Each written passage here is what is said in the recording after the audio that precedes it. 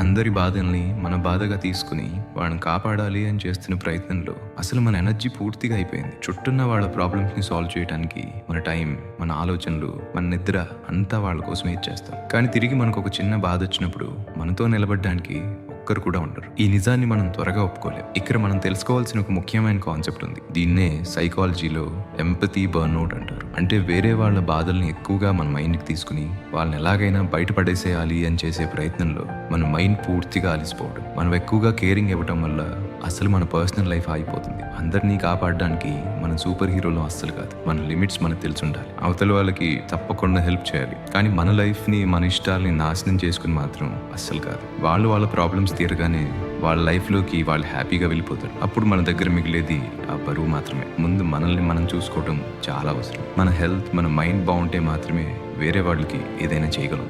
ఇలాంటి రా and reality మాటల కోసం ఫాలో చేయడం మర్చిపోకండి.